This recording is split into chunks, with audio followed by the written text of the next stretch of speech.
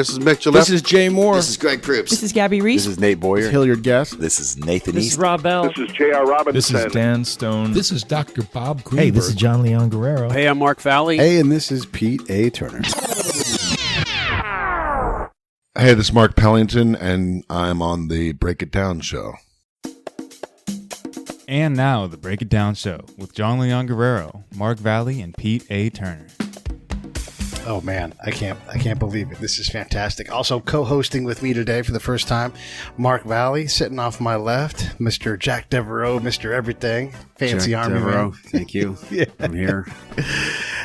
So Mark Pellington briefly has worked with incredible acts in music. Let me see. I'll hit a couple.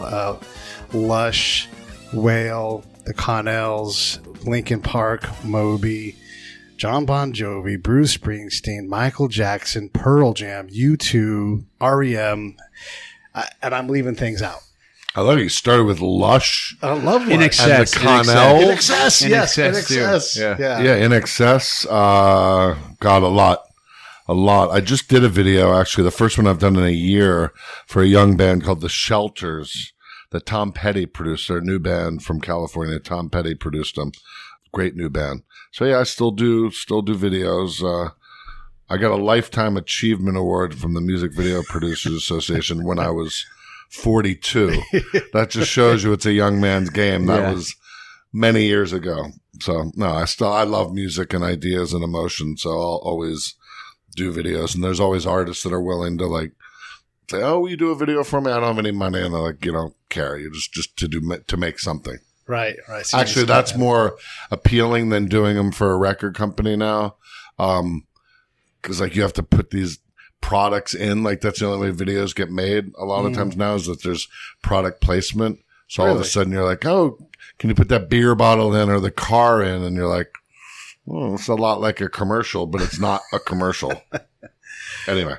So do you enjoy it though? I mean, is it a labor of love or is it a passion project? You know, videos now are more labors of love. Let's just put it that way. Like, even if you make a negligible fee, but I'd say I've made a fee in 2 of the last 10 videos that I've made. Maybe it was Linkin Park. That was 2014, 2015. They're mostly freebies. Love the song. Want to go make something. Artist gives you creative freedom. I made like a 55-minute film for a wonderful artist named Chelsea Wolfe. She's a singer-songwriter. Beautiful kind of Tarkovsky-like short 50-minute film that we made for $40,000. The idea being if you work with a small crew, that kind of aesthetic of freedom, of storytelling and image capture influences the way that I make movies and do other things. It just proves you don't have to have huge budgets to go make stuff. So how have some of the techniques that you've learned from doing music videos, how have you used that into your film as a director? Well, I mean, exactly as I was saying, like, it's not as much technique as it is methodology and process.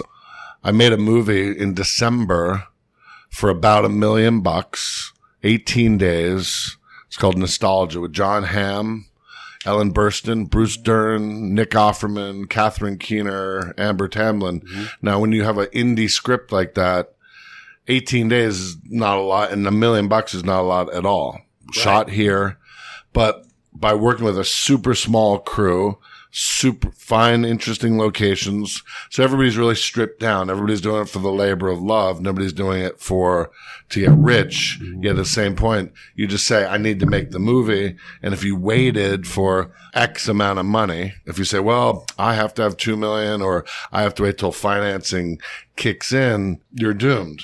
So in a way, you're powerless within the traditional Hollywood model. Mm-hmm. If you just say, I can do it cheaper, I want to shoot it now in a period where actors aren't really doing anything from Thanksgiving to Christmas. Nobody's ever booked. So if they're open, they got to work for a week. So it's really a low budget model, indie film model where you say, let's go non-union. And you just go do it. You literally are paying your keys $1,200 a week as opposed to 3 or 4 that you would do on like a $3 or $4 million movie. It just increases your odds of getting it made.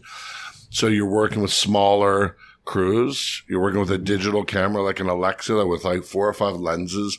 You just don't need the big trucks. You don't need all of the stuff that sometimes people think you need, and it looks great. The tricks are in certain post-production and certain color correction techniques, working with a super high-end person in that level that will apply the same film looks and film grades that they do to Ghostbusters. So you're basically getting a multi-million-dollar polish to a low-budget image capture. You know, it's not like, well, if I don't have Roger Deakins shooting it and exposed in the film in a certain way, my DP did a good job, but the technology can be very forgiving. So it's like a favor bank. You got to build up some favors and then hopefully get a gig where you can pay them back. How long was your shooting schedule? How long did you shoot? That was 18 days. Wow. Yeah. It's 3.5 weeks. Yeah. In 3 days in Vegas. And you're just like, okay, so you make it from the time I said, let's make it in July, and it's now April, and we're done next week. Wow. So it's done, complete. We've sold it. Yeah. We get distribution by Bleecker Street. It's really fast. Do you prefer that kind of pace and scale then? Is it easier to I like it because you're making the movie. I'm waiting this week to find out about another movie that's a thriller. Return to form for thrillers, but it'd be a big budget, a $30 million, $25 million movie that will take a better part of a year. That'll be nice to do. And again, it'll be nice to do it and not lose money. You know what I mean? I'm not into it for being a charity, but I like, it all comes down to the material. I like the piece. I'd like to shoot it. I'd like to make it, but I've got stuff sitting by ready to pull the trigger on if it doesn't go. Part of it's age. Like, I'm 55. Yeah. There's no career planning. Right. You know what I mean? Like Jonathan Demme just died. Right? Jonathan Demme was an early mentor of mine in New York. I was very good friends with his nephew, Ted Demme, who passed away in 2002. Ted was a friend of mine, filmmaker. Jonathan, we'd see him all the time. Like, he was a hero. Now, kind of like when Joe Strummer died, or, you know, when these people, and I'm 55. So I look at 73, I'm like, that's not that far away. That's coming up. So you gotta be more prolific and get your ass in gear. I mean, that was about 5 years ago. I started feeling that way, but I had spent a lot of time in the last 10 to 15 years grieving. Sure. Yeah. So I was like, and that's what I needed to do at that point in my life. But about 4 years ago, I was like, just shoot, make stuff. Don't be so precious about it. Just make a film. Just go. Just, you know, not that you just hack it out, not in any way, shape, or form, but you're less precious about it. There comes a point where perfect and done fight, and you have to, let's just get this done. No film's ever perfect. Right, exactly. But perfect can stop you and slow you down. It costs a lot more money. Whereas like, hey, this project's done in 3 weeks. And done, you can go on to the next thing and create again. And you don't have to have 10s in the bag every time. Because when you plan, it's like you're trying to hit a home run. If you try to hit a home run, you won't. If you go up there and you hit your swings, then you're going to run into the ball every now and then. It's going to go out. Find something that gives you passion every day. Find something you want to go to work for. And whether it's a TV pilot, you know, I've had good success with some pilots. Other ones don't get made, and you enjoy the experience. And it's frustrating to work on something for 3 months that never sees the light of day. Be like, wait a second, that was 6 weeks I spent with my daughter in Vancouver, and I learned a certain thing. Or we spent 6 weeks in Puerto Rico, and I kind of got a monkey off my back about mixing drama and comedy. Like, I can look at each of those experiences, both personally, professionally, as a man, as a parent, on all levels, and be like, wow, that was a great experience. You said mixing drums and comedy, and I think of drama and comedy. Oh, I think it said drums. Drones and I think it said drones and comedy. Drums and drones, two of my favorite things. I'm thinking of Jerry Reed with like, you got the gold mine, I got the shaft. Boom. That's a good one. That's a good one. Drones and drums. So drama and comedy and mixing that. What did you learn in that particular case? Yeah, it's a tough, that I'm not Hal Ashby. It's a tough, there was an adaptation of Cocaine Cowboys. Do you know the documentary Cocaine Cowboys about the drug? Yeah. So We've actually had Billy Corbin on the show. Oh, great guy. Yeah, he's awesome. So that's a property that like people have been trying to crack to get the film. I've read a couple pilots. Yeah. So they took this one, which was more of a Elmore Leonard, kind of like Get Short. He did Get Shorty, like kind of that kind of breezy, not too heavy, a little action, a little drama, a little comedy, but that kind of tone, which was really fun to do. But it didn't work. So now whoever is developing is going back to the more cartel based violence. You know what I mean? Like, I think that's like its own more genre. like Narcos. Yeah. You know, Like ever since Scarface, it's like its own separate little genre. Yeah. and people don't. Anyway, it was like mixing a certain tone that I had never really done, and it was just fun to do. The creator was a woman, Michelle Ashford. She had done Masters of Sex. Great writer. You know, just a great. You know, and you keep learning. And Puerto Rico, San Juan's a great city. Yeah. I love Puerto Rico. Yeah, and my daughter went to school there, and it was just like, that's what you like about certain film things, is like you go on location, and that becomes your island, your home, your family for a period of time. What do you do when you feel like, not necessarily in a rut, but you want to just pour some new experiences into your well to bring new things out? I mean, obviously you might go back and watch some old movies or whatever, but what are the things that you do to draw new inspiration or rediscovering things that exist?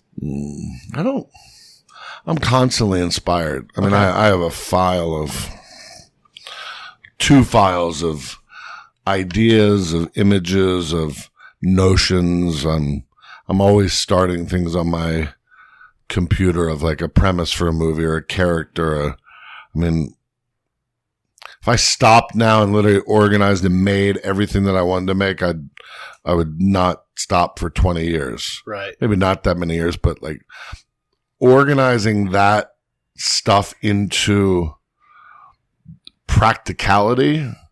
Yes.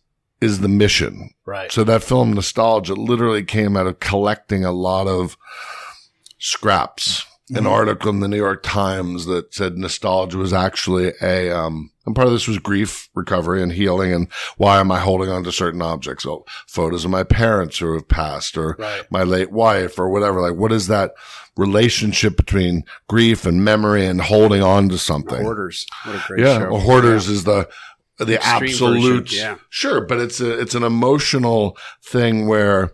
So this article was talking about nostalgia, saying that nostalgia was an illness in the 1600s. These soldiers would come home and they were diagnosed with nostalgia, which is a Greek phrase for longing for home.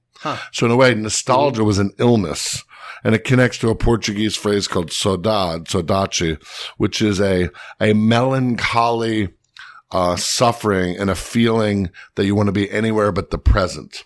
So it's this kind of push-pull where it's something that's kind of debilitating, yet you're drawn to it. And that's what got me interested in connecting my own personal thing to nostalgia in this file. There was a notion for a character, an image, a question that would be great for a music video. Like, what do you take out of a burning house when you got 5 minutes? i.e., what's important to you? Like what three of us would take. I'm like, that's a great idea for a music video. If you just give 5 minutes, length of a song, shoot 3 different people going through their house. What do you collect? Yeah. Right? Like it's universal.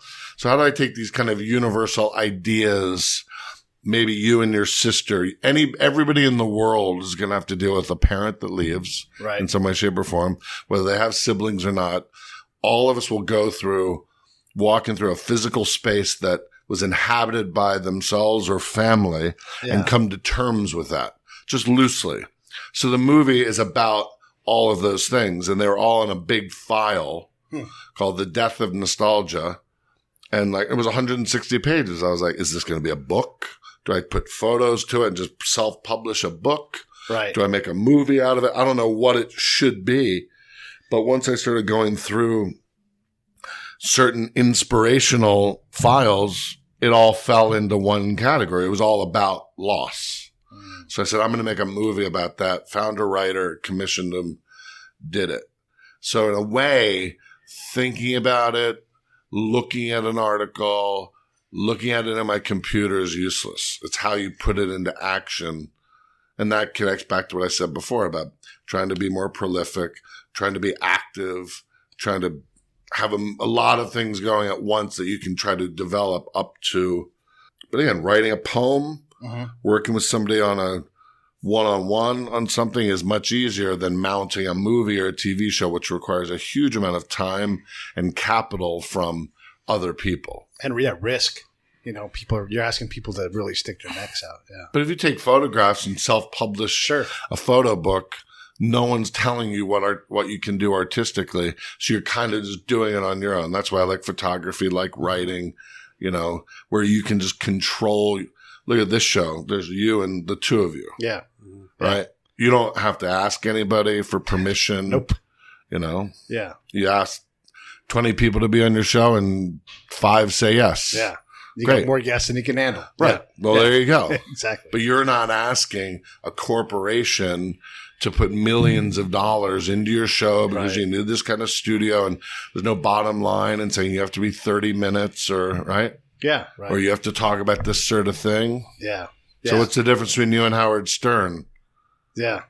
Not a lot. Not a lot. You know what I mean? Yeah. But you have total freedom to do what you want. He's got to do live reads. How we got to that, I think it just comes down to that was the long-winded way of talking about inspiration. That I think you find inspiration within yourself, and if you don't, then there's many days where I just feel uninspired. I'm like, I'll sit and watch 8 episodes of The Wire. Right. What about you, Mark? How do you deal with wanting to add inspiration into your life?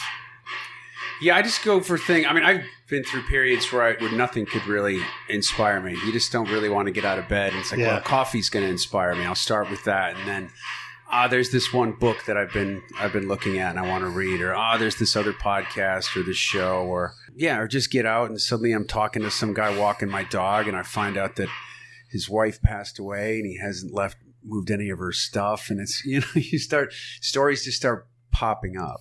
I just try to pay attention to what's going on around me sometimes. There you go. Yeah. Getting out of the house is important, I think. Getting out and connecting to the world and realizing you're not so unique in your experience. And in a good way, social media can be that way. You can always feel a lot of people are putting out a lot of strands of empathy and connection. Yes. Depending on your base of who, you can filter through and see a lot of the crap. But if you've done a good job and accepted friends of, you know what I mean? Like you can, there's always something intriguing. There's always some story, some piece of music, something they're like, hey, come check out this art show. It's how motivated you are to get off your ass and go to it. Yeah, sometimes I find it's a matter of everything. You have a day where everything inspires you. You're even driving along and you see the light hitting this homeless person and abandoned bike locked against the light pole. You're like, God, that's beautiful right there. I had that happen today. Focus, dude. Focus. Just drive. On the way here, there was a car pulling. It's in traffic in LA, and there was a car in a lane going faster than me, and this horrible sound started coming up, and I'm like, "Oh, is that my car? Did something just break?" Like it was a horrible, like metallic grinding, circular kind of sound, and then I realized it was this old Cadillac going by. So it went from me being, I reflected back, I'm like, it went from me being worried that something had happened to my car or I'd hit something or whatever to, oh, good, it's that guy. And then I thought, man, that guy drives a car that makes a sound that was freaking me out. And then I started thinking, what leads a person to make the decisions to allow that to be the sound in their car? And this whole little, what other stuff does he have going on that he's because obviously they know that sound's there and they don't want it, but they're not in a position where they can fix that sound for whatever reason. He likes it. He likes the sound. It sounds different. So I was really interested. Your dad was a football player. Yeah. And did you ever done any sport films or anything like that? Or? No. You know what? I've been close. Yeah, he played football for the Colts, Baltimore Colts, who don't exist anymore. I've come close on a couple of football movies. Yeah. Over the years that never happened for a variety of reasons. And as much as I was interested in the story, I was also dreading shooting football. You know what I mean? Just replicating it. On one of them, I was actually just going to hire NFL Films to shoot it. And I said, just shoot it the way you shoot your games. Yeah. Because nobody shoots it better than they do. And they just throw multiple cameras. They actually used to use the majority of the film that Kodak produced. Until a few years ago, they were still shooting films. Wow. Yeah. And then they switched to the Amira, which is the small version of the Alexa. Yeah, they were one of the last converts to digital. Yeah. That whole football thing and telling a story, telling your dad's story, whatever it is, that kind of reminds me of Denny Tedesco, who made The Wrecking Crew. Mm-hmm. He was on our show, and he talked about, because he had a dad who was prolific and did a lot of things. And so you have this obligation to your dad, his story. You have to get all the music to tell the story that those guys all made on the Wrecking Crew movie. And that's also an obligation to your dad's friends to make sure they get paid. So when you go to negotiate, you're negotiating not necessarily a deal to suit your movie's purposes, but also like you got to get your dad's friends paid for the work because you're honoring all of them. And so he had to balance that out, and plus the weight of telling your dad's story and kind of putting on your dad's clothes and like, this is my dad's life. I made a documentary about my father and his struggle with Alzheimer's. He came down with, he had definitely a CTE, when he was 60. He died when he was 66, so I made a documentary about him, which is on my website, markpellington.com. which has all my work, all my films, not all the feature films, but it has all TV pilots, documentaries, all the videos I've made, everything's on there. I have a friend, Rebecca Carpenter, made a documentary about her father. I know Rebecca. Yeah. I've written a feature about it. I've been working on a feature for many years on a script that Paul Schrader wrote, but it's a murder mystery. It's a father-son story, but kind of a roundabout way, a murder mystery. And in a way it is, I remember Miles Teller read the script and I was meeting with him about it. And he defined it in a way that I could never define it at the time myself. And he said it's about a son and father trying to find peace.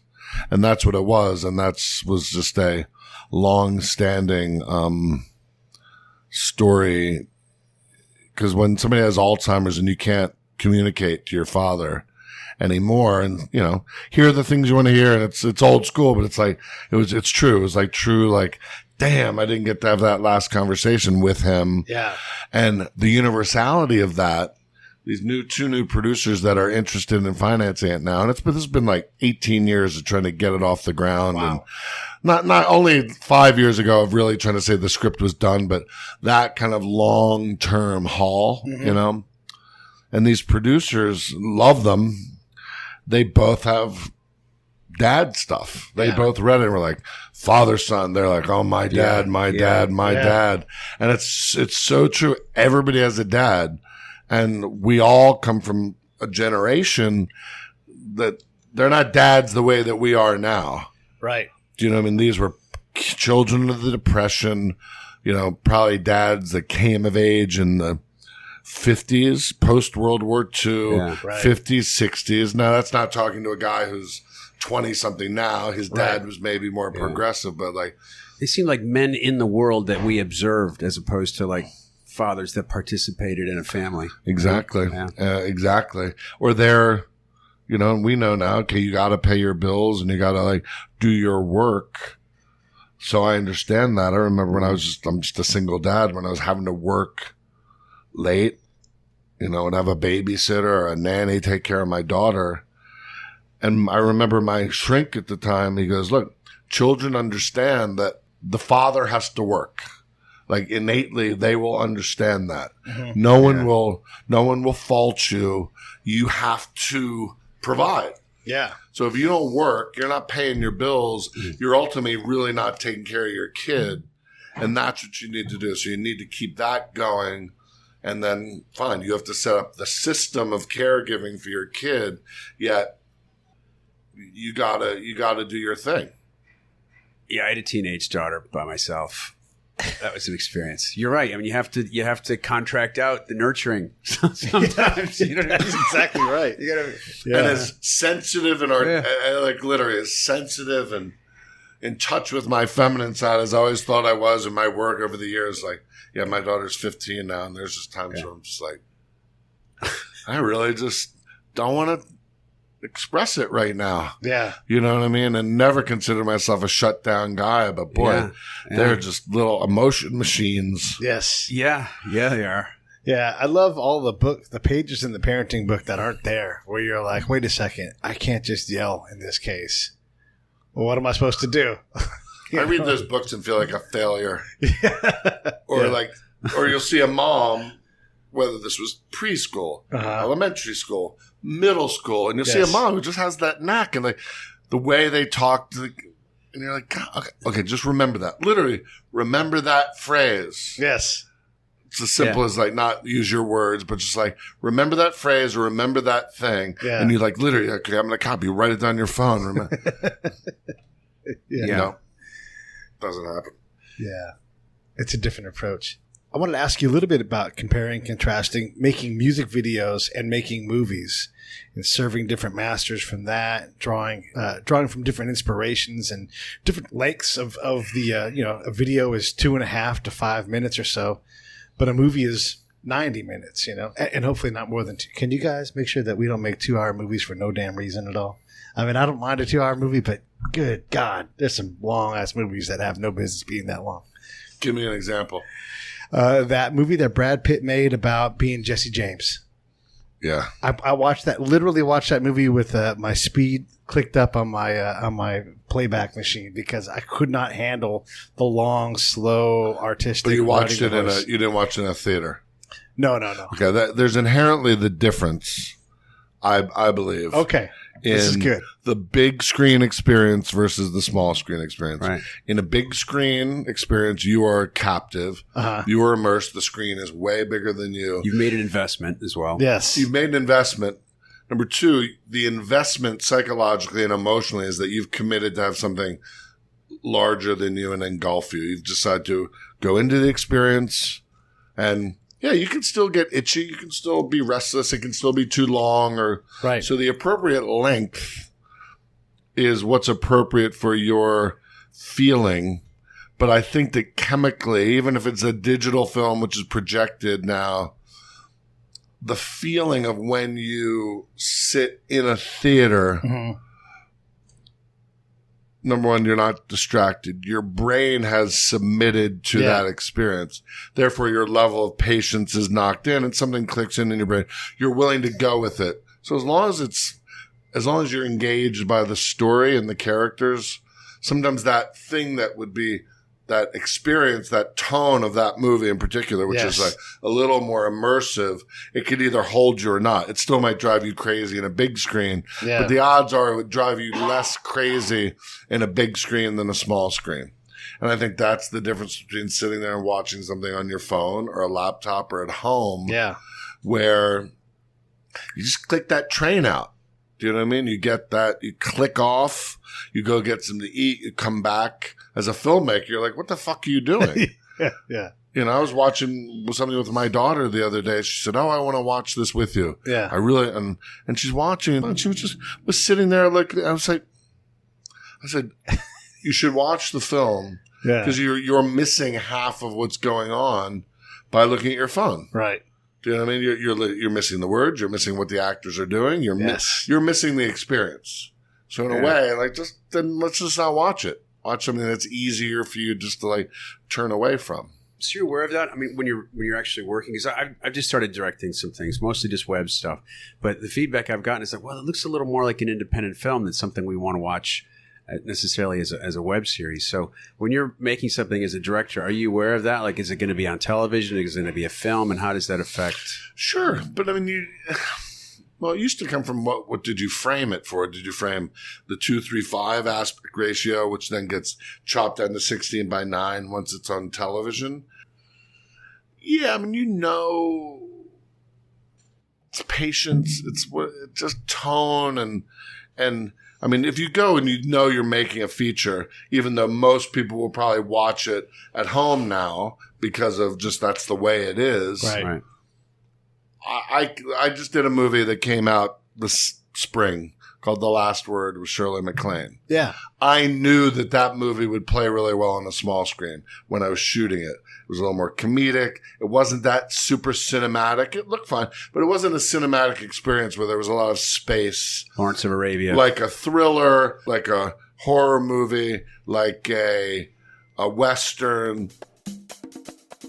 Hey, everybody, this is John. And this is Pete. You know what we do? What do we do? We tell stories. We sure do. And you should tell your story. You should tell the story of your company, your organization, Your life. and what makes you special at what you do. Write that book by talking it out. That's right. Talk it out in podcast form. And how would you do that if you didn't know what to do? You would call John and Pete. What? Yes. You yes, would call should. John and Pete. Where do they call us? Well, you can go to breakitdownshow.com for one. Yes, you can. Yeah, you can enter a comment, or you could go to Twitter. At JohnLG69. And I'm at Pete A. Turner on Twitter. Say, hey, help me tell stories. Tell me where to go. Go to the website. See where we have our classes on how to do podcasting. It's all there. It's all available. It's all right now. Break it down. Like a horror movie, like a Western, dramas, which is why more dramas on television. Think about it. Dramas migrated to TV. Indie dramas still exist, but for every one Moonlight, it's all on TV. Because TV is the perfect medium for drama, for recurring characters, for repetition, for long, drawn-out arcs, ensemble, like soap operas. Characters just get longer. You could watch them. I could watch these characters forever. Right. Whereas in a movie, it's really the story and the plot define the experience. Characters are important, but boy, the Event. characters are, involved in a 2 hour, 95-minute Thank you. contained experience Yes. that they die after that. Oh, maybe there's a sequel, but for the most part, so if somebody's watching what you're doing, it's probably good that people want to have an attention span that they want to watch it a little longer. Maybe it's just the way they're interacting or your hand on it. And like, hey, maybe you're telling your actors, take your time. It's less shallow, perhaps. There's the form of a 3-minute web comedy piece is a sublime, defined bite size that's like a meal. You wouldn't want it to be bigger. You wouldn't want it to be shorter. Right. You know, comedies like that, completely different than a music video. So when I always know generally where it's going to go, but I always shoot more in music videos. Like I just did one. It's like I have too many ideas. Right. It should be just a performance video and a couple of other images for 3.5 minutes. You know, because you can overstep the bounds. Yeah. A writer can write and write and write, but it should really be a novella or a poem or a short story. It's not a book. So I think each one is different. That's why I say like just communicate in all mediums. Don't limit yourself and just like do a web series and do an indie film, write an indie film and work with somebody coming up with a TV series, a 8-episode, a limited series, a whatever. Just keep coming up with stuff. Podcasts are going that way too. They're becoming, multi-show arcs, that kind of thing. Yep. You know, like Serial does these super sticky shows Yep. about very mundane things or cataclysmic things, but they just, each episode, they kind of draw on 3 emotions, it seems like. You know, they try to build empathy on this, and they go to the opposite end. They go to the other part of the story and make you feel bad or good about some other part of it. Right. Super popular too, right?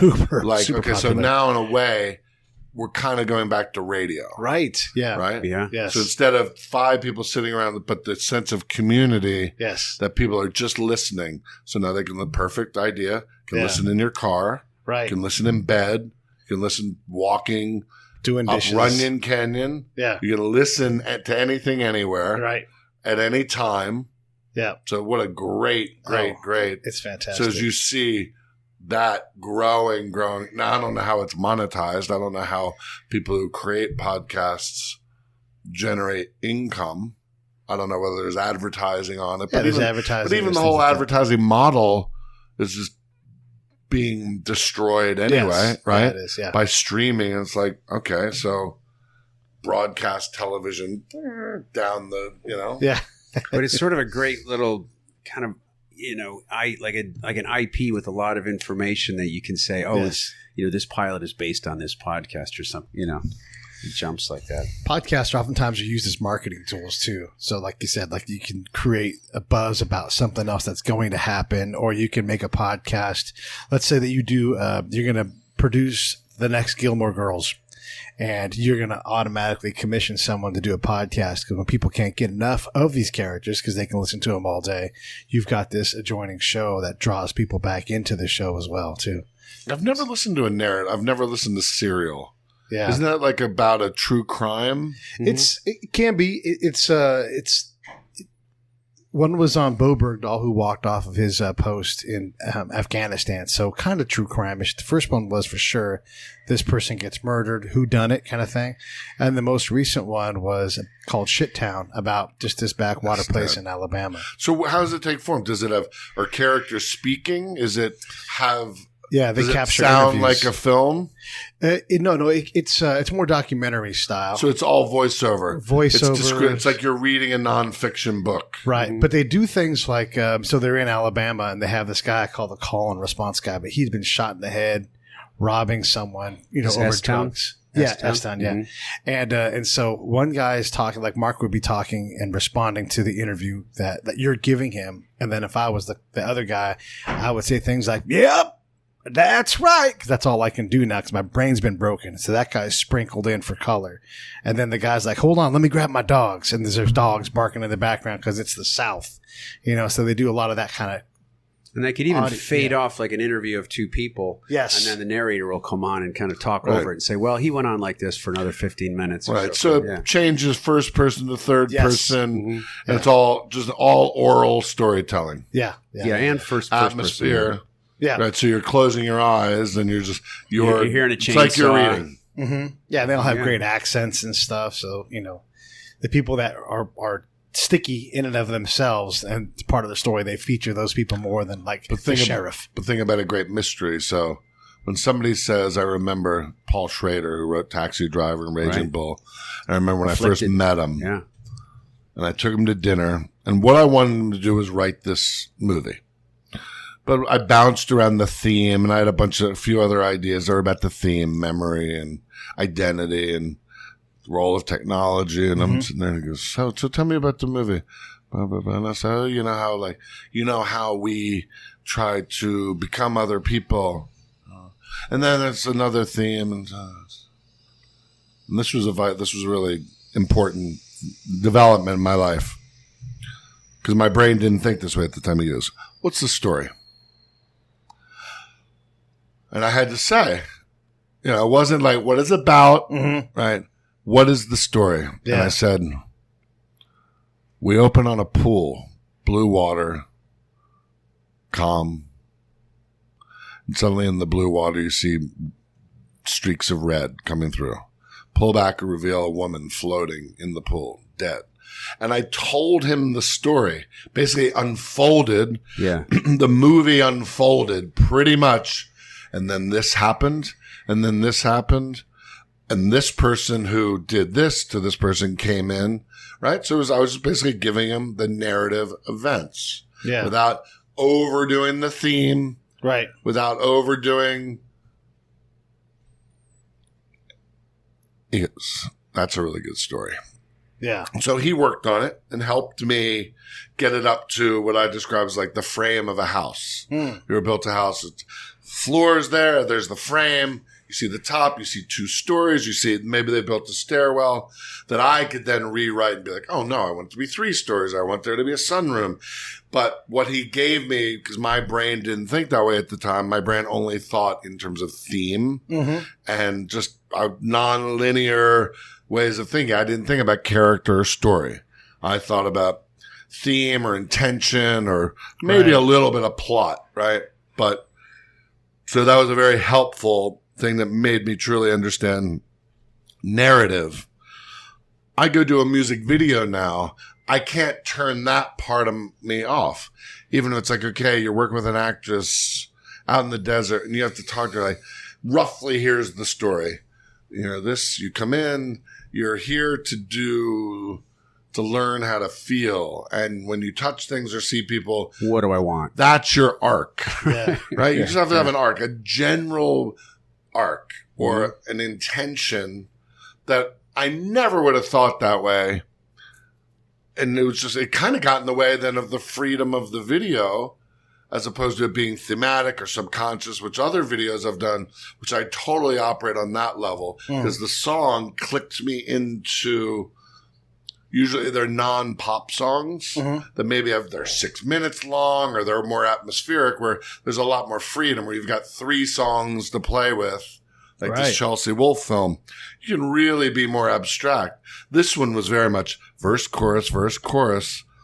And I found it very limiting. I'm like, wait, I only have 12 seconds to tell this part of the story. So now it starts to become more like a commercial. Right. Right. It starts to become very bound by the length, which goes back full circle to your thing about the movie, the patience, the phone, and the television over the last 15 years have made us incredibly impatient. Right. It makes watching a movie for people, watching a baseball game.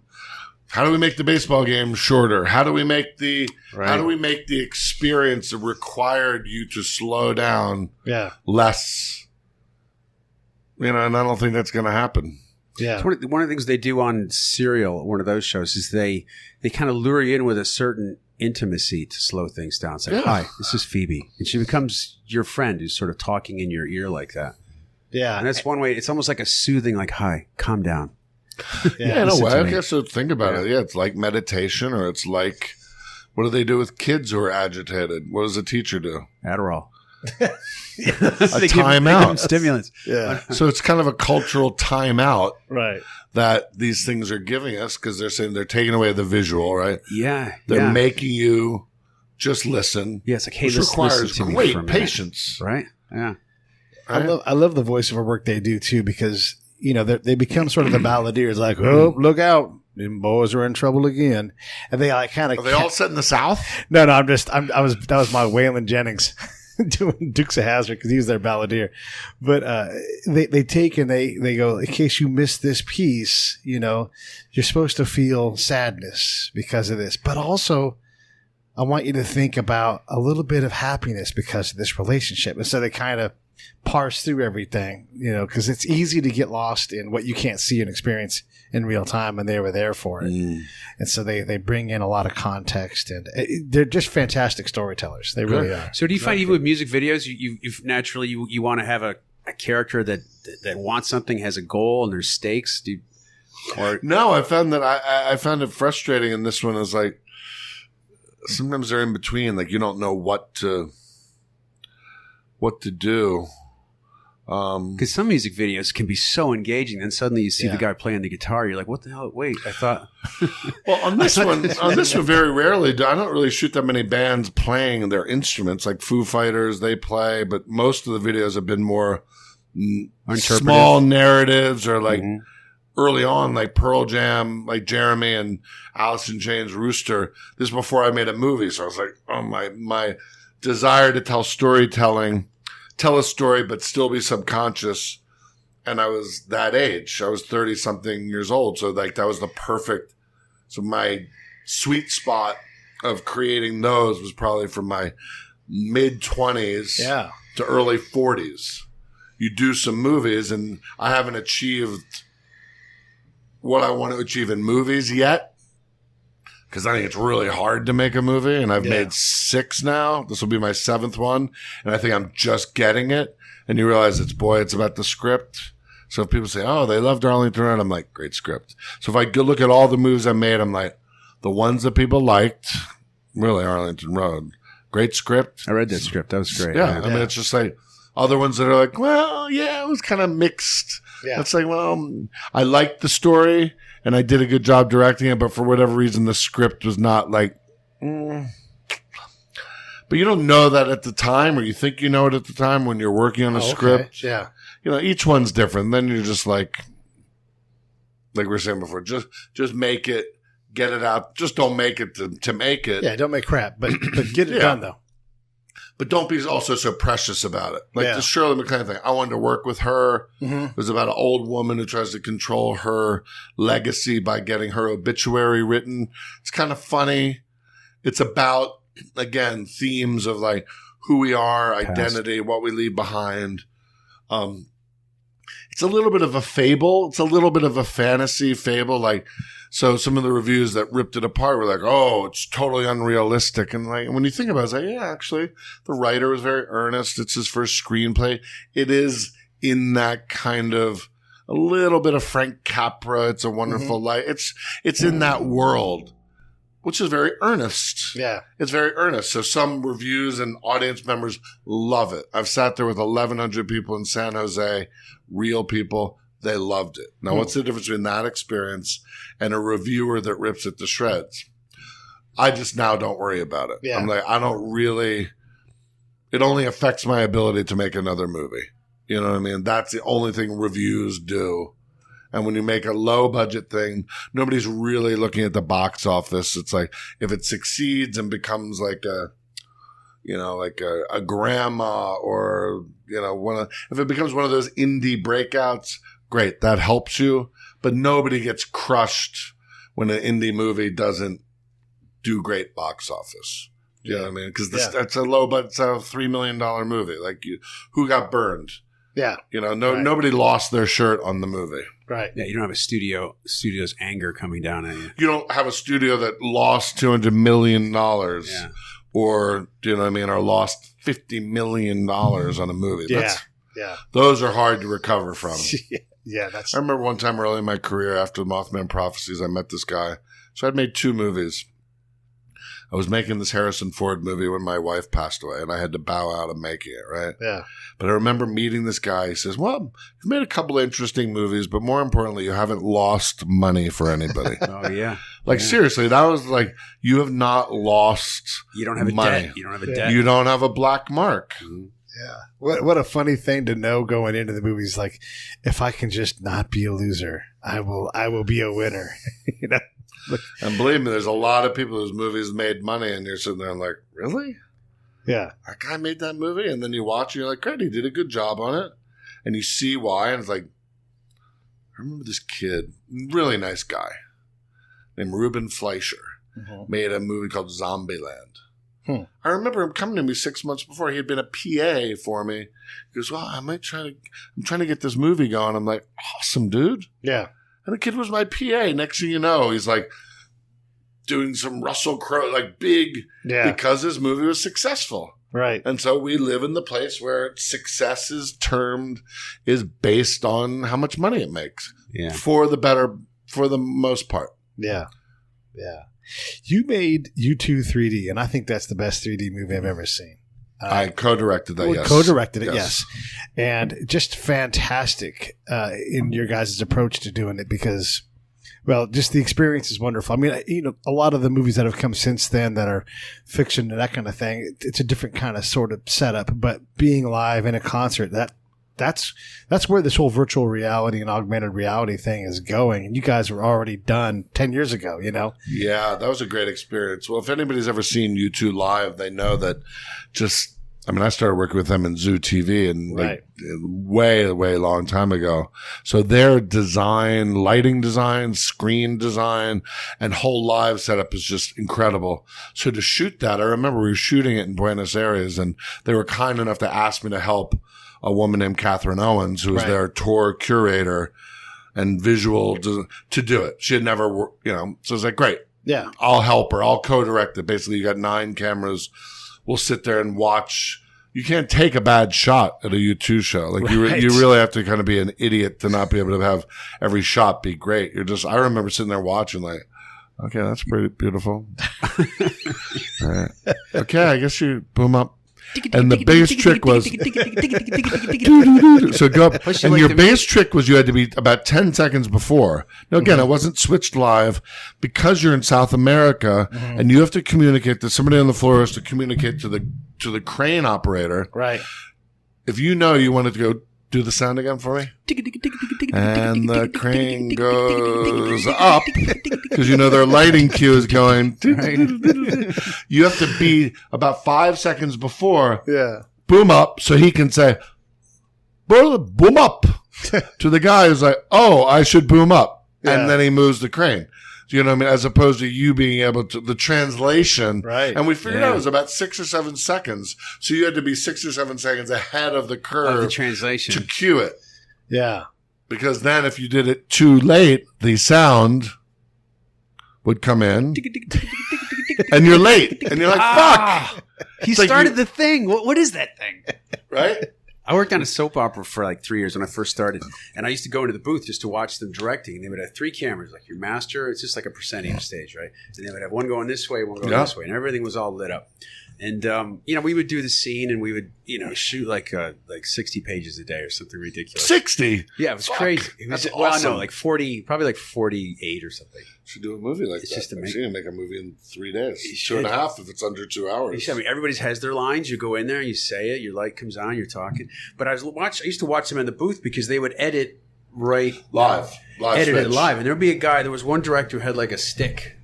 And he would just be tapping it gently on the floor. And he'd be like, 1, 2, His rhythm. 2, 3, 4. He would just be He would Oh just my be God. call the camera. It's like 1, 2. This is him editing the whole thing, and they're done. It's like, okay. Yeah, and Next then they scene. go, sometimes it's live. Like, think about the real... They used to do it live. It was those the real days, yeah. mastery. Sports. I've seen the footage of the guys calling the football games, the directors. They tell a story, those guys, Right. right? Switch, go to crowd, and he's looking at 12 monitors. Yeah. I want his Someone face. A long time ago did a show. I want for Belichick's MTV, face. I want Belichick's face right now. a 4-camera thing for Stevie Wonder.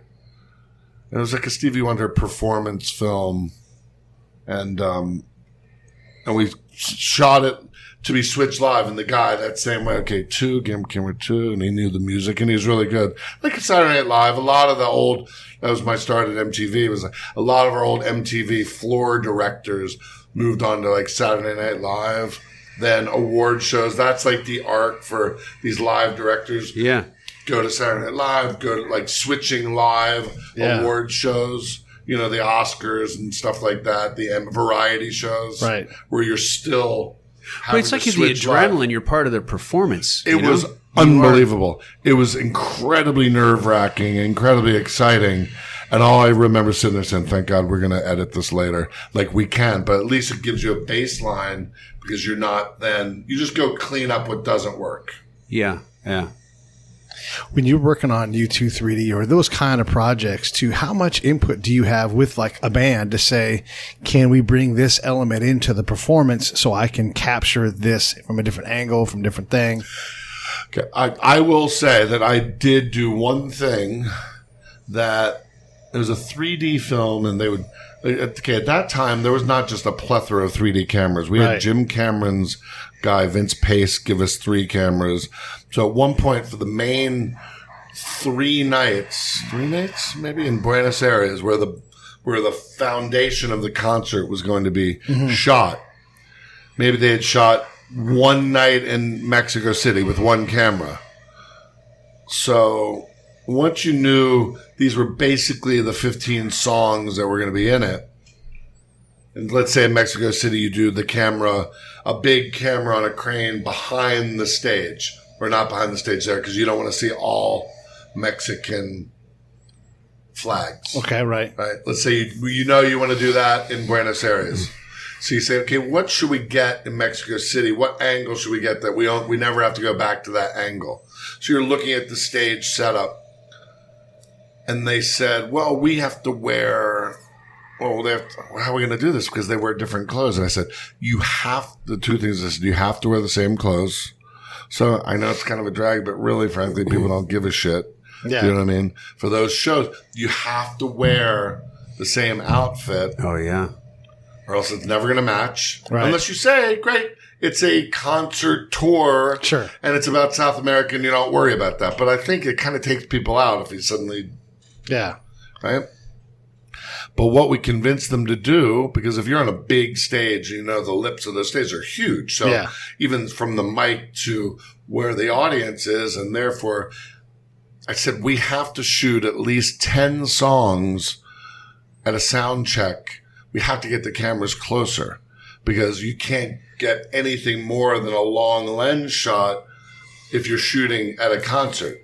Cameras are further away, more telephoto, which is great for depth for 3D. But I said, you're never going to get that amazing shot where the mic is in focus and all of a sudden, like, he comes in and the whole thing in 3D where he grabs the mic thing. Yeah. You're not going to get those kind of pop moments unless we shoot. And they have to basically almost do an extra show. So we said, instead of doing 20 songs. It was the empty stadium. Right. I said, just do it when you would do a sound check, let's pick 10 songs you know are in it and just fucking crush them. You have to do it like you're performing. So they did. So one night they did 10 songs, then 3 hours later they performed a whole. So you're asking them, it's like, that's a lot of. Doubleheader. A lot of work. Yeah. But it cuts seamlessly. So when they're there, you have no idea. You're not seeing anything. And even if the camera's over here, it falls off to blackness, which does on their stage show anywhere you've got the screens. So that was probably my one contribution, was sitting there and convincing them that they had to do it, or it would never be immediate. I think I walked away after that. But Catherine did a great job on that film. Ooh. And I saw them about less than a year ago. They were rehearsing out in Burbank, and they asked me to come look at some screen stuff they were doing. It was kind of taking the piss out of Trump. Mm-hmm. We had done a lot of screen stuff early on over the years. And I was talking to Bono and Edge and Willie Williams, who does their overall content, and we just were talking about, like, boy, how hard it was to make fun of Trump. Yeah. It was like they did a piece that was like, talking about how rich he was and manipulating his. I said, in a way, like, you can't do that. Like, he's already a joke. Do you know what I mean? Like, he's already, like, the old way of satire and cutting up video, like, it just. It doesn't work. He does that himself. Yeah. So you'd have to do something extreme. Like, think about what's going to get somebody on social media to be like, holy shit, did you see that thing that you two did? Like, what is the statement that they can make? What is it that they can do? They briefly flirted with the idea I gave them. I said, come out in the middle of the concert. Right? This was before the election. And they said, okay, hey, great, we're here. And it was an iHeartRadio show, right? Mm-hmm. So it wasn't their show. Yeah, right. And I said, what if you just came out and said, okay, great. Everybody who's voting for Trump, down in the open seating area, everybody's voting for Trump, come on this side. Right? And everybody's voting for Clinton, come on this side. Oh, my God. Like, break the people up. Force people. Like, just really let people look at your politics. Look at your like, oh, wait, hey, we're all U2 fans. No, for a moment. But we came together. And then say, give me 10 Trump voters. Get them up on stage. Right? They liked this idea and then didn't go through with it. Get 10 people up. Their stage goes out into like a little circle. Get 10 people on the stage that are Trump fans. Woo! Hey! And people boo, boo, boo. Yeah. And then have 4 people come out. I said, and Bono's like, get 4 little people.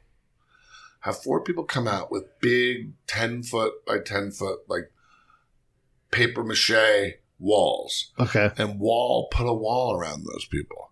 Literally put them behind a wall. Because this was all about building the wall. Yeah. And force these people to actually see what it's like to not be able to see the show. Or immediately put the idea of Trump's idea of containing people. Yeah. Right?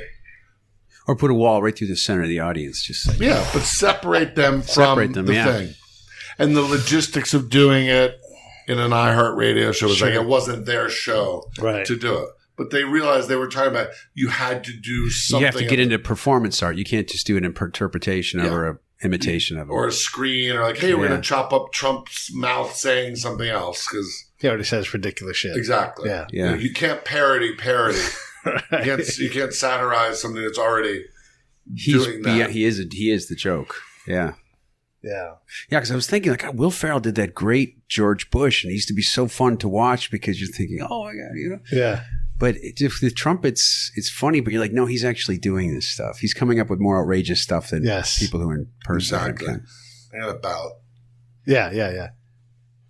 Yeah, we're rounding the bend here. First, again, let me thank you for coming on. This my is pleasure. fantastic. We would love to have you back anytime you want to talk about another project. I bring somebody interesting to. Yeah. Oh yeah. Yeah. We're all about it. We love to tell these stories and capture them and put them out there for people to hear. But just your insights, those things matter, and you're being prolific in another way, in another medium. So I appreciate you letting us be your platform for that. Sure. Yeah. I think these things are. I just did a really fun interview podcast with a woman up in. It's called Life in Balance, and it's about the arts it's out of Santa Cruz. It was Ruth Copeland. It was really good, very free. I find as a filmmaker, like I really enjoyed podcasts. Yeah. Because they're not limited by length. Sure. Do you know what I mean? Yeah. And they're kind of, it's an interesting way.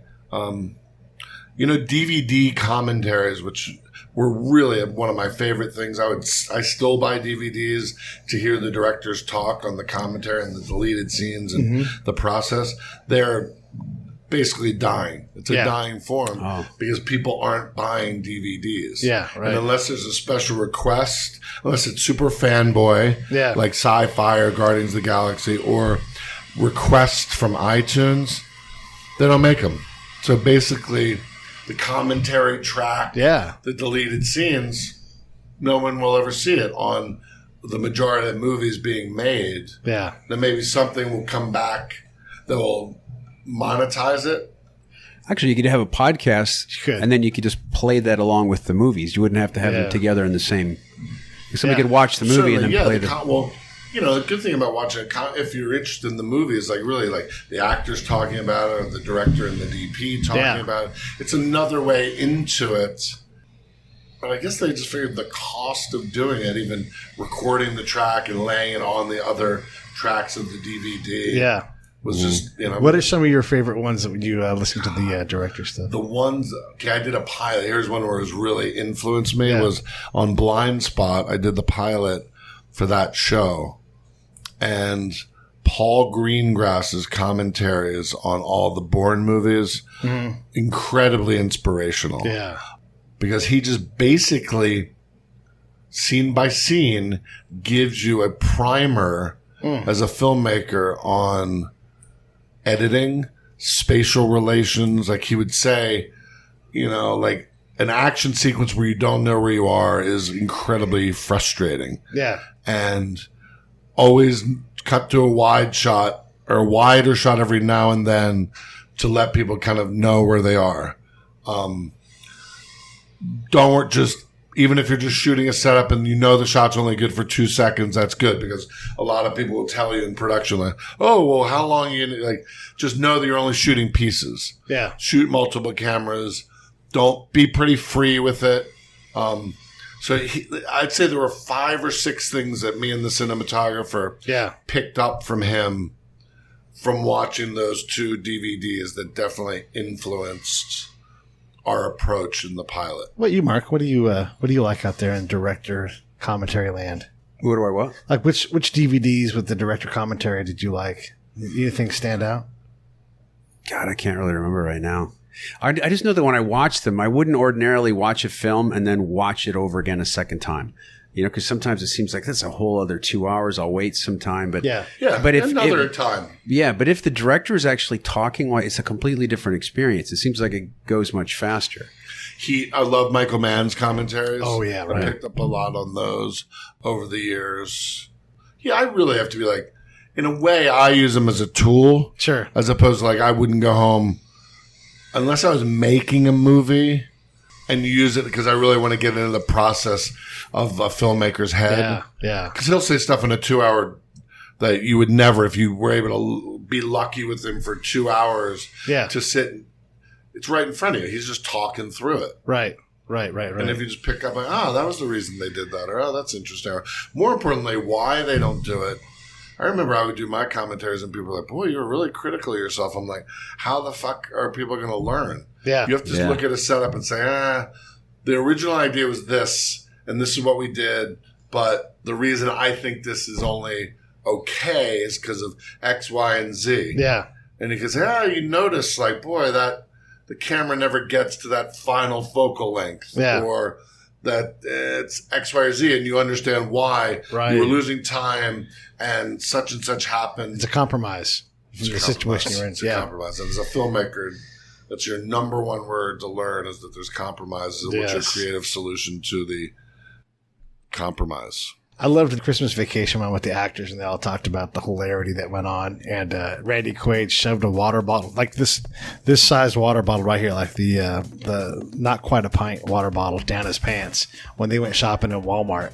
And once you know that and you look, you can't help but see anything else. It's just hilarious. So There you go. yeah, it's fantastic. See, that's true cinema. Yeah. The Randy Quaid water bottle. Yes. I was worried about where he had it shoved. I was like, where's he? Yeah, gonna put it? exactly. I was like, when is this? Is this an R-rated show? Well, again, thank you, man. I appreciate My you pleasure. coming down. Yeah, Yeah, My pleasure. We'll do it any other time. yeah, absolutely.